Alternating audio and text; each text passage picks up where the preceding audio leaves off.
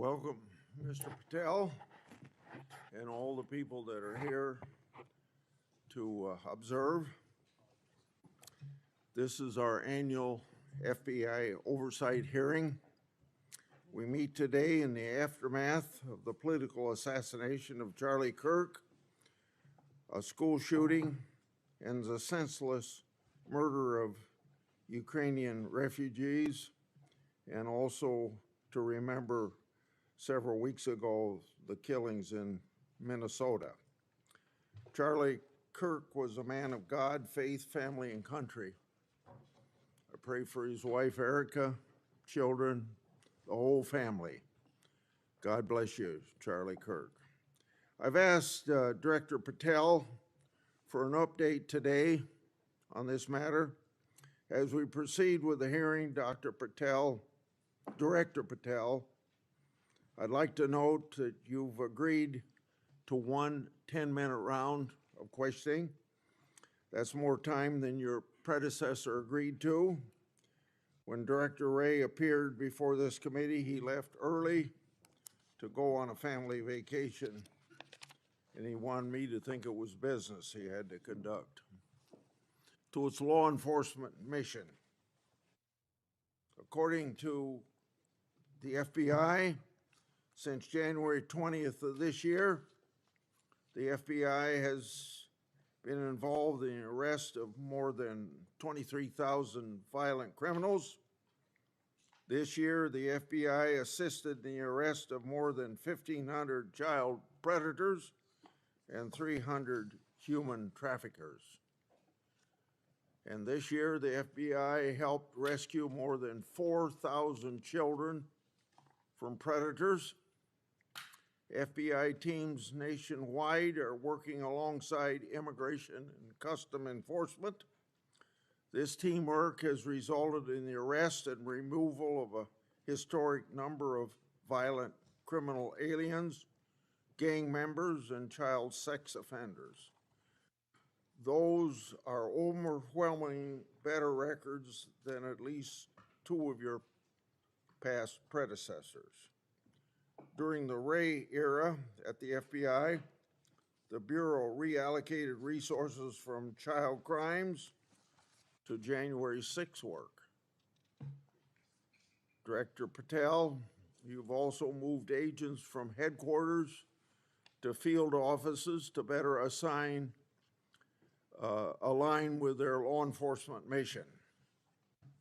Under your leadership, the FBI has apprehended several most wanted fugitives and secured the extradition of senior leaders of the Central American gangs like MS-13.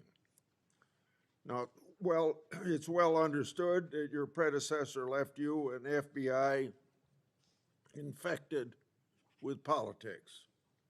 I'm going to provide examples of that today, including making public new whistleblower records. At your nomination hearing, I made public records that whistleblowers provided me about Arctic Frost.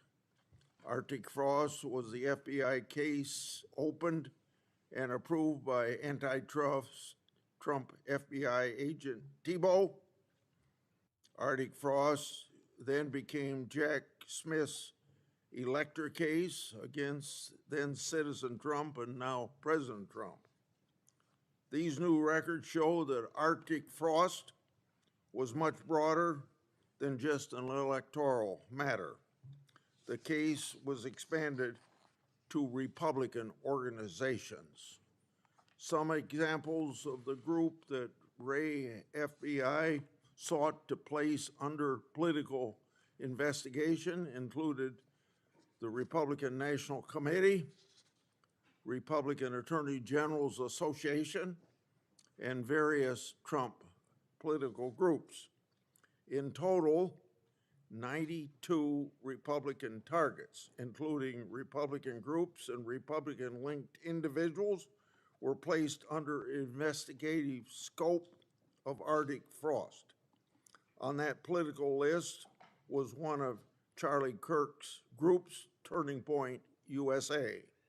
In other words, Arctic Frost wasn't just a case to politically investigate Trump.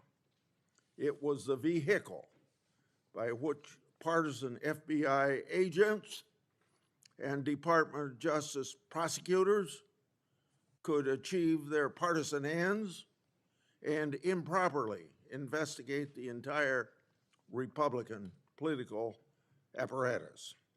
So today, Senator Johnson and I are making these records public for the entire country to see, and I hope a lot of people are interested in seeing what government can do when various agencies have a political agenda.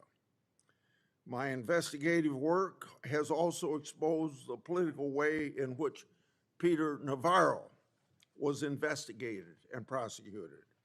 When FBI agent Thibault found out that Biden's DOJ would prosecute Navarro, he said, "Wow, great." That's a quote, unquote. Through whistleblowers, I've obtained an audio recording of Special Agent Giordina and Special Agent Sebastian Gardner's delivery of a subpoena to Navarro. I'm making that audio public today. In a court document filed by the Department of Justice, Navarro's interaction with the FBI was unfairly described as, quote unquote, the word combative. That intervention with Navarro was just as the justification to later aggressively arrest him. Then we get to the Clinton Annex and the Durham Annex. The Clinton Annex showed that the Comey FBI had evidence necessary to complete the Clinton investigation, the one about her mishandling of emails and classified information, but the FBI never did its job because it never reviewed the evidence at that time. The Durbin Annex showed that the Clinton campaign had a plan to falsely tie Trump to Russia, yet the Comey FBI failed to investigate that information. Instead, the Comey FBI used the discredited Clinton campaign-funded Steele dossier to advance crossfire hurricane against Trump. Director Patel, thanks in a large part to you, both annexes were finally declassified. That may be history, but it's history to make sure we don't repeat the history of the past. And the people ought to be concerned when the weaponization of government is used in this way, whether it's done by Republicans or Democrats. Last Congress, I made public an FBI document called 1023 form that alleged a bribery scheme with the Biden family. To date, the FBI has never answered Congress whether they investigated the text messages, the audio files, and the financial records referenced in that 1023. Whistleblowers have provided my office with 2 additional FBI 1023 documents. These documents memorialize statements from FBI sources. These 2 new 1023 documents are from separate FBI confidential human sources during different years. So in total, we now have 3 different FBI confidential human sources providing information about the Biden family and potential criminal conduct. Today, Senator Johnson and I are releasing these records. Let me say this for the partisan media, the people that are supposed to be policemen of our Republican form of government. We aren't saying the allegations are true. We want to know what the FBI did to fully investigate their veracity or lack thereof and what they concluded. Let's put this matter to rest one way or the other. Starting with my chairmanship, I've given one example after another of disgraceful partisan weaponization by federal law enforcement. Since the Trump administration took power, many FBI agents have been removed. The removal included agents and prosecutors who became partisan weapons that lost their way, and I've made records public to prove it. And many of my whistleblowers were aggressively retaliated against by some FBI agents who were subsequently fired. One FBI whistleblower publicly said of these terminations, quote, ensuring that they no longer work at the FBI isn't retribution, it's responsible leadership, end of quote. Which brings me to my final and favorite topic, whistleblowers. In August, 10 of my FBI whistleblowers secured compensation agreement because of your leadership, Director Patel. It included a mix of reinstatement to the FBI, reinstatement of security clearances, and monetary compensation. At the beginning of this month, another of my FBI whistleblowers got their job back. All told, across government agencies, almost 20 whistleblowers have received fixes to their retaliation. Today, you'll get a lot of grief from some members of this committee, but in the short amount of time you've been director, you've corrected whistleblower retaliation, increased transparency more than any other FBI director I've seen, whether that FBI director was appointed by Republicans or Democrats. And I've been around here more than anybody else on this committee. I yield to Senator Durbin. Thanks, Chairman Grassley, for holding this oversight hearing during a critical period in the history of the Federal Bureau of Investigation. During my 4 years as chair, I held 4 hearings with then FBI Director Wray. As a reminder to Republicans who claim the Biden administration weaponized the FBI, President Biden retained Director Wray, a lifelong Republican who was President Trump's nominee for the office.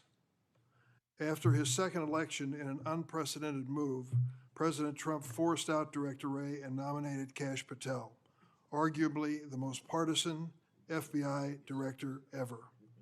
Director Patel came to the FBI with a political mission, and he spelled it out in writing in detail.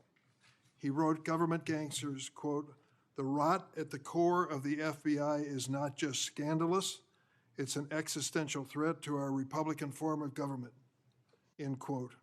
And with the power of his office and the blessings of the president, he attacked the FBI with a vengeance. Mr. Patel had falsely claimed the FBI, quote, was planning January 6th for a year, end quote. He even went so far as to produce a song by the January 6 rioters who violently assaulted police officers in the Capitol. He compiled an enemies list of public servants he called government gangsters, like former FBI Director Mueller, whom Patel called, quote, an utter swamp creature. Former Trump officials who served with Mr. Patel warned us he would weaponize the FBI to protect the president's allies and target his critics. And indeed, Director Patel has already inflicted untold damage on the FBI, putting our national security and public safety at risk. Since January 20th, the Trump administration has engaged in an unprecedented purge of FBI officials. As we heard from highly credible whistleblowers, Mr. Patel was involved in directing this purge even before he was confirmed, despite his sworn testimony to this committee. It began with terminations and forced retirements of all 6 nonpartisan career officials who run all 6 branches of the FBI, the executive assistant directors. Since then, at least 18 of the 53 special agents in charge of FBI field offices have been removed, along with many other senior officials. Individual agents have been targeted for termination simply due to the work that they were assigned, such as January 6th investigation. In fact, according to former acting FBI Director Brian Driscoll, in a lawsuit filed last week, Director Patel made this very plain, telling Driscoll personally, quote, that his own job depended on the removal of agents who worked on the cases against the president, end quote. And even though he knew, quote, the nature of summary findings were likely illegal. At the same time, Director Patel has installed MAGA loyalists as political appointees in key career positions, including conspiracy theorist Dan Bongino as FBI Deputy Director, the first time in the history of the FBI that this position has not been held by a career FBI agent. Director Patel has also reportedly initiated loyalty test, requiring dozens of officials to sit for polygraph exams and answer inappropriate questions about whether they've made negative comments about him personally. Of course, as is often the case in the Trump administration, the rules apply to thee, but not to me. As we understand it from highly credible sources, key members of Director Patel's senior executive team and others on the 7th floor had disqualifying alerts on their initial polygraph exam. Well, how did they survive? They survived because of a personal waiver by either the director or the attorney general to remain employed by the Bureau. Understand the context here. Political operatives in key positions, given the routine FBI polygraph exam, failed and had to receive waivers to continue their positions. They were lucky to keep their political appointments. They were, but the 5,000 career civil servants the director has so far forced out of the Bureau's ranks were not offered that same courtesy. 5,000. This mass exodus has created a disastrous brain drain, particularly in the fields of cybersecurity, counterterrorism, and counterintelligence. For example, my office has received information indicating that cuts to the Bureau's cyber division will cut personnel by half, despite the ever-increasing threats posed by adverse foreign actors. The brain drain is exacerbated by Director Patel's misuse of remaining FBI personnel and resources to focus on other priorities of this administration. According to reports, the 25 largest FBI field offices have been ordered to divert 45% of their agents from their primary missions to work on the mass deportation of immigrants. Just as concerning is Director Patel's plan to hire fewer qualified agents by removing the college degree requirement and reducing new agent training at Quantico from 18 weeks to just 8. So we have a brain drain and a significant watering down of training. Quite a record, Mr. Patel.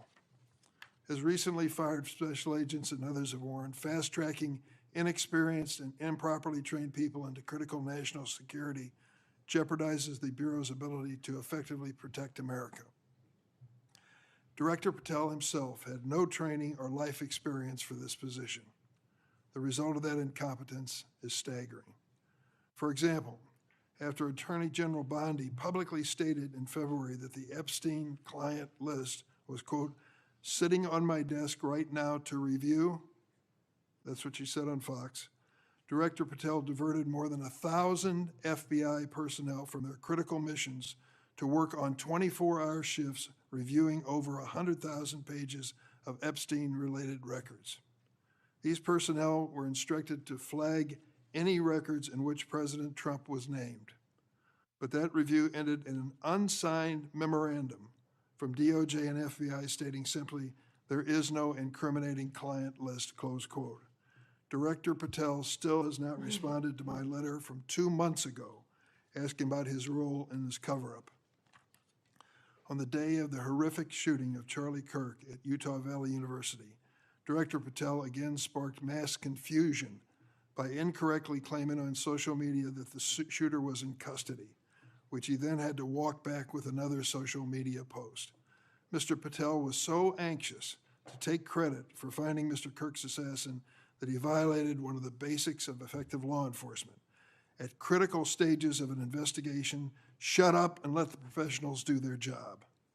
Notably, Director Patel recently forced out Special Agent in charge of Salt Lake City, Mayim Saeed, a counterterrorism expert with 20 years' experience, who would have led this high-profile investigation. The men and women who serve at the FBI and the American people deserve a director who has the ability and the character to restore the Bureau to its place as the preeminent law enforcement agency. I want to close on a personal note. I came of age in the 1960s. We experienced a number of horrific assassinations, including President John Kennedy, Senator Robert Kennedy, and Dr. Martin Luther King. We are going through a similar period of division and political violence. All of us in public life, on both sides of the aisle, have a responsibility to bring down the temperature and to work to unite the American people. Let's be clear, Republicans are not Nazis and Democrats are not evil, as Mr. Patel has claimed. Democrats are not responsible for the murder of Charlie Kirk, and Republicans were not responsible for the murder of Melissa Hardman. Our political opponents are not our enemies. We are all Americans, and we should be working together to keep the American people safe and protect their constitutional rights. Thank you, Mr. Chairman. Would you please stand so I could swear? Do you affirm that the testimony you're about to give before this committee will be the truth, the whole truth, and nothing but the truth? So help you God. Please be seated, and you can give your statement now. Thank you. Good morning, Mr. Chairman, Ranking Member Durbin, and members of the committee. It's an honor to be here with you today as the 9th Director of the FBI. I want to providing a briefing into the tragic assassination of Charlie Kirk. It's important that this FBI is transparent as possible without jeopardizing investigations. Charlie Kirk was shot at 12:23 p.m. on September 10th. I think this timeline is critically important. Less than a day later, the FBI, at my direction, released the first set of images of the suspect that we captured based on our analysis on the ground. Later that evening, while conducting extensive interviews and cell phone analysis, and also flying out evidence response teams and hostage rescue teams and evidence tacticians who were collecting evidence in live time and flying them back to Washington, D.C. in our laboratories for immediate analyses, we were able to extract video from the campus feed. And at my direction at 8 p.m., in partnership and promise to working with the public to bring this fugitive to justice, we released a newly, never before seen video of the suspect. We also released new enhanced photos of the suspect. A few hours later, that suspect was in custody, pursuant to the interrogation of the suspect's own father, who stated, "When I saw..." क्या देख रहे हो? इतनी सारी trophies? Both my daughters are swimming champs. लोग कहते हैं कि बढ़ते बच्चों को ये देना चाहिए, वो देना चाहिए. But what about cooking oil? सोचा है कभी? इसलिए मैं लाती हूँ मेरे घर वाला cooking oil. Nutrica pro energy made with unique pro blend technology, यानी स्पेशल एनर्जी बूस्टिंग फॉर्मूला, जिससे मेरे बच्चों को मिले एक्स्ट्रा एनर्जी. न्यूट्रिका, जैसा घर वैसा cooking oil. Business doesn't wait in the Greater Bay Area, and neither should you. One click and your journey begins. Fly into Hong Kong Airport and hop on a ferry to Guangzhou for the unmissable Canton Fair, or to explore the world of tech in Shenzhen. State and local law enforcement partnership has been a cornerstone since I took over at the FBI, and it was no different here. And our teams in Salt Lake City, our SACs out there across the country, our lab technicians in Quantico who raced to complete the evidence analysis so the public could have the answers they need. These people worked through the night without sleep for days on end. They are to be commended. They are not to be attacked. And many, many, many more people I don't have time to thank here today. But I do want to thank the American people especially. The mission of the FBI is for them and with them and by, with, and through them. And is that mission and that ethos that I brought to this investigation and so many others, and that's why that suspect is in custody. We cannot do our job without the American public and credible reporting in the media, and that's why Tyler Robinson is in custody today, about to face charges. The last time I appeared before this committee was in January for my confirmation hearing. I told you then that if I were confirmed, I would provide and do everything I can to provide a safe and secure America. I promise to provide the courageous men and women of the FBI the tools and resources they need to crush violent crime and defend the homeland. I pledge myself to commit to full transparency, oversight, and accountability so we could restore the public's trust in the FBI. And that's exactly what I've done. Under this administration, the FBI has arrested more than 23,000 violent criminals. That's more than twice for the same time period from last year alone. 23,000, more than twice from the same time period last year. We've taken over 6,000 illegal firearms off the streets. That number is an exponential increase. We've identified and located more than 4,700 child victims. More than 4,700 child victims have been found by this FBI. That is a 35% increase from the same time period last year. 1,500 child predators have been arrested. That's a 5% increase from the same time last year. 300 human traffickers have been arrested. That's a 10% increase from the same time last year. Over 350 members of Tren de Aragua, foreign terrorist organization, have been arrested, and we have 42 ongoing cases. That is a 250% increase from the same time last year. Those are just some of the things the FBI is doing differently and better because we are leading the mission to crush violent crime and defend the homeland. We have also arrested captured four top 10 fugitives from the FBI's top 10 most wanted list. To put that in perspective, that's the same amount I've captured in 7 months than my predecessor did during the entirety of the Biden administration. Those are real results, and the credit is to the men and women at the FBI. We've been able to achieve these results because the FBI recognizes violent crime doesn't just happen in Washington, D.C. That's why one of my first decisions as a director was to get the people, the Bureau's professional staff, out to the field. And we've done that with great speed. And every single one of your districts and states has received a plus-up of FBI personnel, agents, and special operators to the tune of almost 1,000. We did that because crime had unexpectedly and unacceptably exploded across the country. In fact, one of the stats that the American people should thank the FBI the most for is we are on track to have the lowest murder rate in modern American history. The lowest murder rate by double-digit percentages. A major factor in the drop of this violent crime is the FBI's flagship Operation Summer Heat. We use this initiative at the direction of the President and the Attorney General, surging resources to our major and mid-major cities across America, conducting intelligence-based operations to target the worst of the worst, to target the gangs, to target the transnational organizations, to target the TCOs, and to target the drug trafficking cartels. And we have taken them out city by city. There's a lot of work left to be done, but we're off to a great start. Just ask the citizens of Seattle, Miami, Memphis, Charlotte, Chicago, and so many more places. Specifically in New Orleans and Nashville alone, there has been an increase in the number of violent crime arrests by an average of 250% for each of those cities.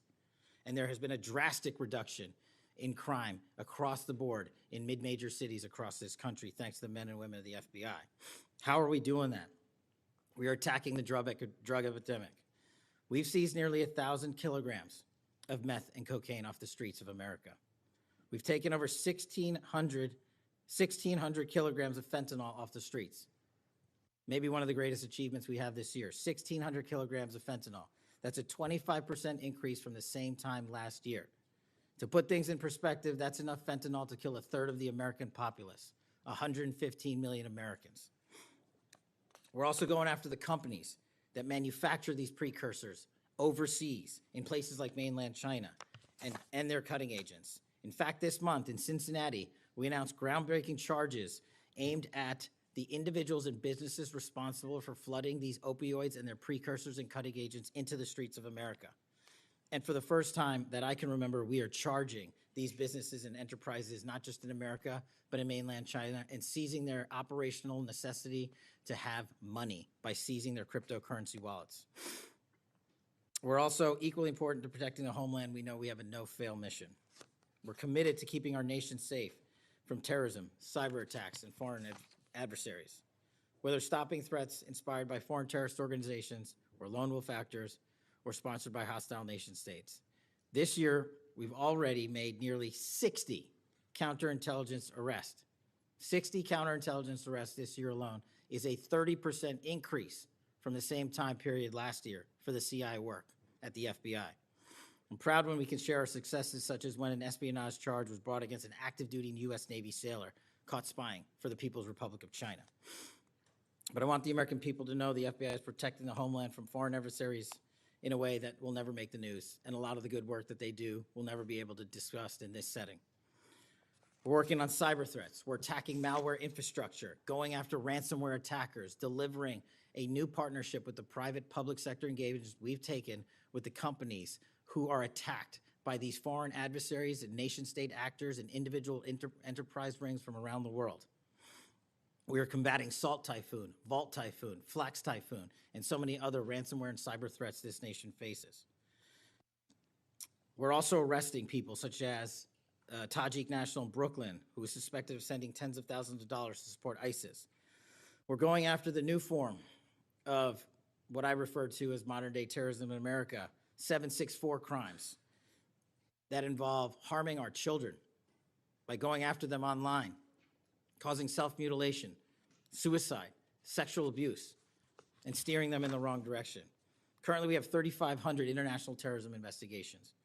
Specifically, we have in this country 1,700 domestic terrorism investigations, a large chunk of which are nihilistic violent extremism, NVE.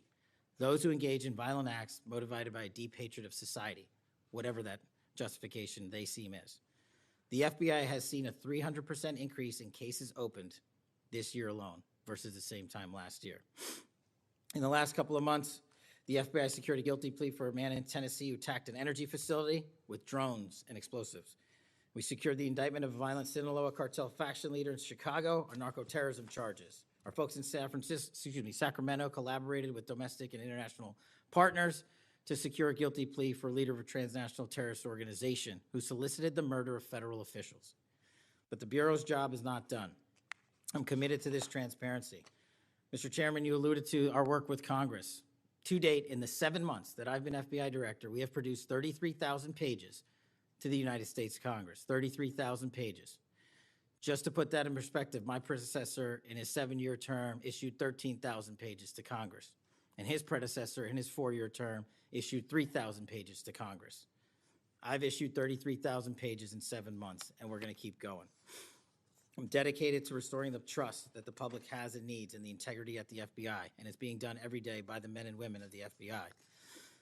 Now, I know that there's a lot of talk about Epstein, and I'm here to testify that the original sin in the Epstein case was the way it was initially brought by Mr. Acosta back in 2006. The original case involved a very limited search warrant or set of search warrants and didn't take as much investigatory material it should have seized. If I were the FBI director then, it wouldn't have happened. The search warrants were limited to small time periods to include 2002 to 2005 and 1997 to 2001. Mr. Acosta allowed Epstein to enter in 2008 to a plea and non-prosecution agreement, which then the courts issued mandates and protective orders legally prohibiting anyone from ever seeing that material ever again without the permission of the court. The non-prosecution agreements also barred future prosecutions for those involved at that time of those individuals. Still, this administration, at the direction of President Trump, has done more to turn over all the credible information we are legally able to do so, and we will continue to work with Congress to achieve that end. Under the direction of the President, thank you for your support for our mission to working to jointly deliver transparency and congressional oversight to the United States. Lastly, I want to close with the President's initiative here in Washington, D.C. as an example of what we're doing around the country. And I think our next city is Memphis. 21,000 arrests in D.C. with our federal partners, a huge decrease in violent crime, 60% decrease in gun crimes in Washington, D.C. in the last month, 74% decrease in carjackings in Washington, D.C. in the last month, 53% decrease in homicides in Washington, D.C. in the last month. The drugs are disappearing, people are freely walking around the states, and we're restoring the nation's capital to its glory. That work is through the interagency process that the FBI is proud to be a part of and the initiative spearheaded by President Trump and the Attorney General. And perhaps most notably for investigations in Washington itself, it was the intelligence that the FBI gathered through our source network here in DC that helped us identify the suspects in the horrific murder of the DC intern Eric Tarpinian. We're proud to be a part of that investigation. We're proud to put the resources to bear of the FBI. And in closing, Mr. Chairman and members of the committee and Ranking Member Durbin, I'm honored to be the 9th Director of the FBI. I'm not going anywhere. If you want to criticize my 16 years of service, please bring it on. Over to you.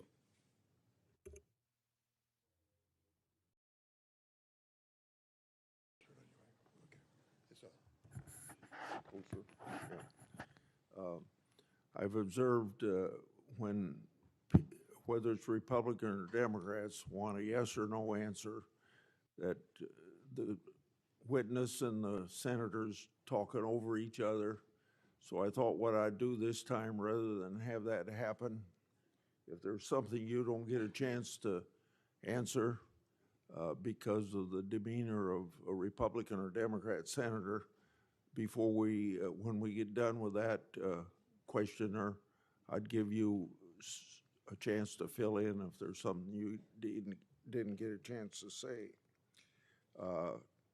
Since 2019, I've sought greater transparency about Jeffrey Epstein and the government handling of the matter. I've continued to investigate during this Congress. Director Patel, was Jeffrey Epstein an intelligence asset for the United States government or the foreign government? And if so, which agencies or governments? Mr. Chairman, I can only speak to the FBI as the Director of the FBI, and Mr. Epstein was not a source for the FBI. Okay. Would you commit to providing my office with all classified, non-classified records relating to the Epstein matter? I will commit to providing all records I'm legally permitted to do so under the court orders.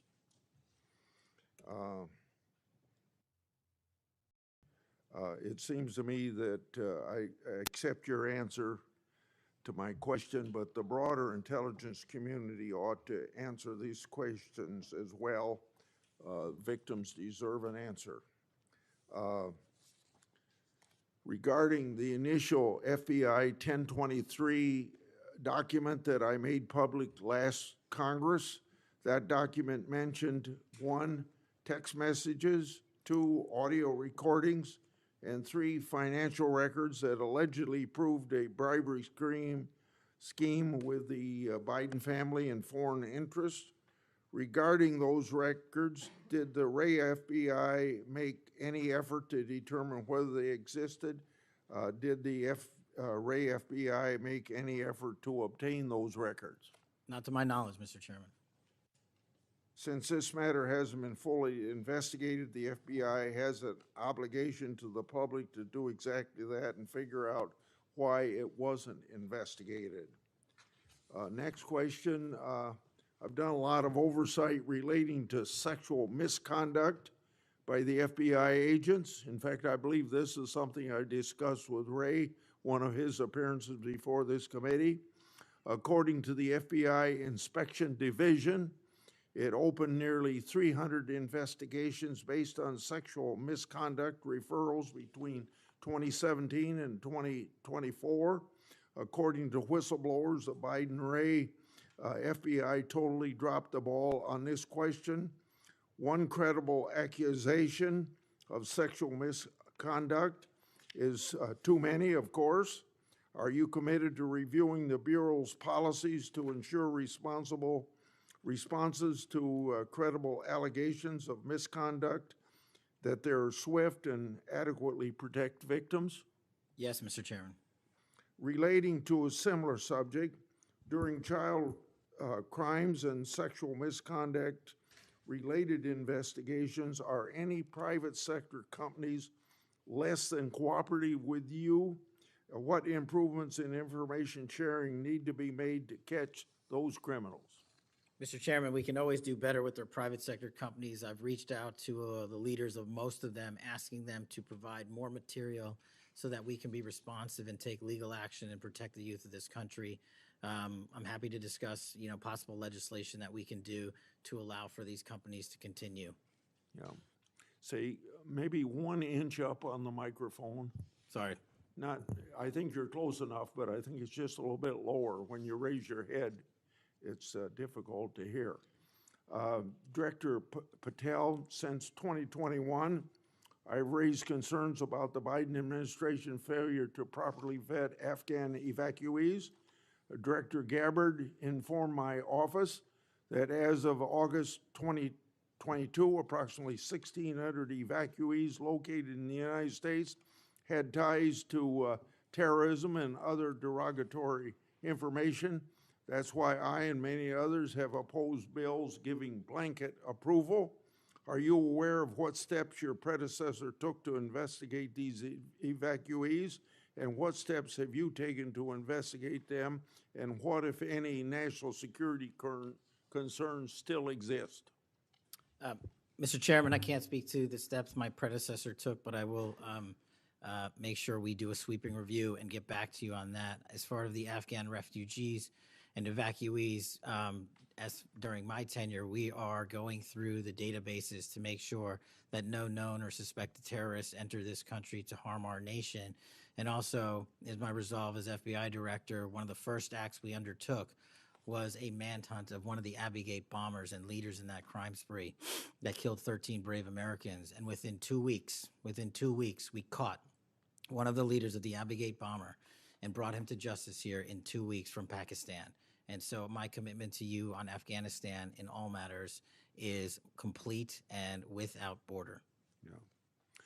Through my and other investigations, we found that the Biden administration lost thousands of undocumented children. We never heard a peep from senators wanting to help find them, even after I invited them to do so. In September 2025, the Trump Health and Human Services announced the creation of an interagency crime coordinator cell to find these and other missing children. That interagency group reportedly includes your agency. What resources and personnel have the FBI assigned to this new interagency effort, and what steps have the FBI taken to assist in locating missing children that the incompetent Biden administration lost? Protecting our youth is maybe the top priority for the FBI. As it specifically relates to your question, Mr. Chairman, as I stated, we've surged resources not just to this cell, but across the nation to our FBI's field office to locate children who have been trafficked, who have been victims of sexual abuse. And we have located 4,700 children in the 7 months since I've been FBI director. And that is a 35% increase from the same time period last year. And we're not stopping, and we're committed to doing that work on our tribal lands as well. And we are finding victims of child trafficking and child abuse every county and every district, and we're not going to stop. Okay. As I mentioned during my opening, I'm releasing documents with Senator Johnson about Arctic frost. Specifically, the documents show its scope expanded to include 92 Republican organizations. From evidence that I've seen, it looks to me like another political hit job against Republicans. What steps has the FBI taken to make sure improperly predicated investigations and weaponizations like this don't happen again? The simple answer, Mr. Chairman, is the FBI will only bring cases that are based in fact and law and have a legal basis to do so. And anyone that does otherwise will not be employed at the FBI. We are doing a prospective and retrospective analyses of individuals who may have weaponized the department and the agency. And as I've committed to you during my confirmation hearing and my conversations with you, this FBI will not be weaponized anymore in either side of the aisle. In June of this year, I raised concerns about the FBI's use of restricted access and prohibited access systems. According to the FBI, quote, when search teams that exist in a prohibited access status cases are searched in Sentinel, the particular search will receive a false negative Sentinel search response, end of quote. Clearly, this is not only affects FBI agents, it impacts congressional requests and court cases and the Biden administration used it to thwart oversight. How are you ensuring that restricted access and prohibited access files are produced to Congress during court cases? And have you identified any Biden family records in restricted and prohibited status? As I've committed to you with my transparency initiative, whether it's restrictive or prohibited, every single thing we can legally provide to Congress, we will. We've also restructured how these restrictive and prohibited cases are labeled and provided access to more people in the chain of command so that more people have knowledge of what these restricted and prohibited cases are, including myself and the deputy. Do you commit to providing any records that are available? I do, sir. You publicly said that your team, quote, found a room that Comey and others hid from the world in the Hoover building full of documents and computer hard drives no one had ever seen or heard of. That's a quote from you. I've received a whistleblower disclosure that the room contained some information kept outside the FBI record keeping. I also have been informed via a whistleblower disclosure that the room included materials related to Special Counsel Mueller, former Director James Comey, and other documents maintained outside of the FBI. Has the FBI now reviewed and analyzed those records? Has the FBI properly recorded the documents? And these records are clearly responsive to my, as well as my colleagues' congressional requests. What steps have you taken to ensure all responsive records are produced to Congress? That has to be my last question. What's supposed to happen is leadership at the FBI is supposed to, pursuant to the Records Act, correctly store these records at our Information Management Division, IMD. In this room, we found a plethora of hard drives, computers, hard documents, soft documents that were not so recorded, a voluminous amount of information. So we are continuously processing that information. So A, we subscribe to the Records Act and commit that those records will be kept permanently at the FBI. 2, we are reviewing those materials. A lot of those materials are related to ongoing investigations. And 3, we are on a rolling basis providing Congress the documents that we can, and we will continue to do so. Okay, thank you very much, Senator Durbin. Thank you, Mr. Chairman. Director Patel, in addition to the extensive purge of nonpartisan career FBI official reports indicate that dozens of remaining officials have been subjected to polygraph exams to test their loyalty. My understanding is that approximately 40 officials have been asked to sit for a polygraph during your administration, and several have been asked whether they have ever made negative comments about you. Director Patel, FBI agents pledge their loyalty to the Constitution of the United States, not you personally. What is the basis for requiring polygraph exams of your workforce and asking them if they've made negative comments about you? I don't know what reports you're referring to, Ranking Member, and I reject any reporting that has false information in it, so I'm not going to respond to that. As far as polygraphs go, generally they are always and always have been utilized at the FBI to track down those that leak sensitive information and have unauthorized disclosures to the media, and we will continue to use them to ensure the integrity of the FBI. Did any individual on your senior executive team, the director's advisory team, or who serve in the positions on the 7th floor receive disqualifying alerts on their polygraphs? Senator, I'm not going to get into the personnel discussions that were had on a polygraph. Those are private discussions, and many of them relate to ongoing investigations. Did you or Attorney General Bondi provide any individual with a waiver so they could remain employed after they received disqualifying alerts on their polygraphs? I'll have to get back to you. You don't remember that? No, sir. My priority is protecting the American public, not getting into the weeds of polygraphs. And to have a decent memory when you come before a committee. I'm happy to talk about all the good work the men and women of the FBI are doing, including provided the lowest crime rate in American history. If you want to talk about how to protect the citizens, Chicago has seen a 30% reduction in its murder rate because of the men and women of the Can FBI. you take credit for I'll that? happily do that. You The take credit? interagency partners and the men and women of the Chicago PD have never been more Include powerful. local law enforcement, please. Have you ever seen my testimony across this country where I always lead with our interagency partnerships with state and local law enforcement? It is the pillar of what I am doing. And on the 7th floor, for the first time in FBI history, I have installed police officers and sheriffs right on my 7th floor to report to us every day what's going around the country on the street level, because that is a priority of the FBI and is the only way we are going to work. I don't take credit for anything, but I will defend the men and women of the FBI and the cops that help us get it done. You should. Director Patel, to your knowledge, did a whistleblower ever make a disclosure to Attorney General Bondi indicating that the New York field office was withholding Epstein-related records? I'm not familiar with that whistleblower. You know that there was such a whistleblower?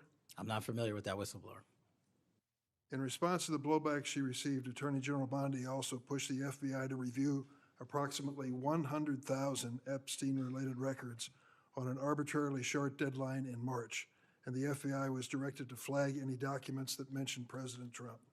Nothing came of that review until July, when DOJ and FBI released an unsigned memorandum stating there is no incriminating client list.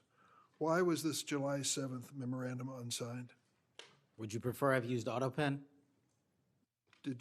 Why was it unsigned? The memorandum had the insignia of the Department of Justice and the Federal Bureau of Investigation.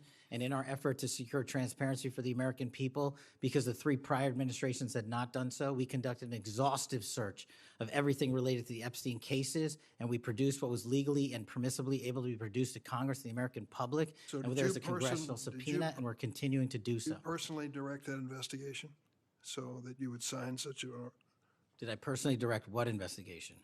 of the Epstein records for any reference to President Trump? Again, you are citing reporting that I think is baseless. We conducted an investigation of the Epstein case files pursuant to the direction of the President of the administration to provide all credible information, and we are working with Congress pursuant to a congressional subpoena to turn over all the documents we can. All individuals. Who were at cited. DOJ and FBI was responsible for its drafting and conclusions? Many individuals at the Department of Justice and the FBI are There was responsible. no lead person? The Attorney General leads the Department of Justice, and I lead the FBI. So the Attorney General was responsible for that? The Attorney General leads the Department of Justice. Director Patel, much like you, Deputy Director Dan Bongino was a conspiracy theorist who built a lucrative career making inflammatory and unsubstantiated statements about the FBI that would be disqualifying in any administration that cared about nonpartisan law enforcement. For instance, Mr. Bongino called the placement of pipe bombs outside the DNC and RNC headquarters on January 6, quote, an inside job, and went on to say this was a setup. I have zero doubt, and whoever goes into the FBI, you better get an answer about why. Director Patel, you and Deputy Director Bongino are now leading the FBI. What is the evidence to suggest the pipe bombs placed outside of the DNC and RNC on January 6 were an inside job? I appreciate the